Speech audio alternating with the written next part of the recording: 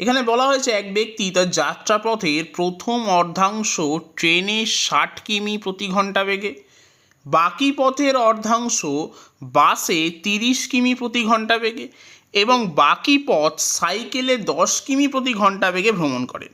সমস্ত যাত্রাপথে তার গড় গতিবেগ জানতে চাওয়া হচ্ছে। আমি ধরেই নিচ্ছি প্রথমে যে সমস্ত যাত্রাপথের দূরত্ব হচ্ছে 100 কিলোমিটার। তাহলে এর অর্ধেক হলো 50 কিমি এবং 50 কিমি ট্রাভেল করছে ট্রেনে 60 কিমি প্রতি ঘন্টা বেগে। তাহলে এক্ষেত্রে সময় লাগবে 50/60 ঘন্টা। এরপর পড়ে থাকে বাকি 50 কিমি, তার অর্ধাংশ হলো 25 কিলোমিটার। 25 কিলোমিটার ট্রাভেল করছে বাসে এবং বাসের বেগ 30 কিমি প্রতি ঘন্টা। তাহলে সেক্ষেত্রে সময় লাগবে 25/30 ঘন্টা। এখন বাকি পড়ে থাকা 25 কিলোমিটার ট্রাভেল করছে সাইকেলে 10 কিমি প্রতি ঘন্টা বেগে, সেক্ষেত্রে সময় লাগবে 25/10 ঘন্টা। তাহলে মোট অতিক্রান্ত দূরত্ব হচ্ছে 100 আর মোট সময় হচ্ছে এই তিনটের যোগফল। তাহলে গড় গতিবেগ হবে 100/এইটা।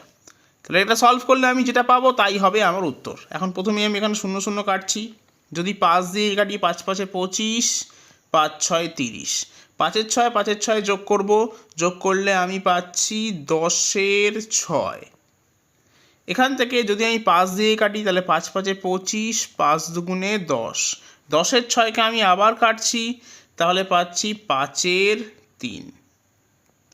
5 3 আর 5 2 যদি আমি যোগ করি তাহলে পাবো 5 3 যোগ 5 2, তাহলে লসাগু হচ্ছে 6। তাহলে এখান থেকে আসছে 10, এখান থেকে আসছে 15, তাহলে আমি পাচ্ছি 25 6।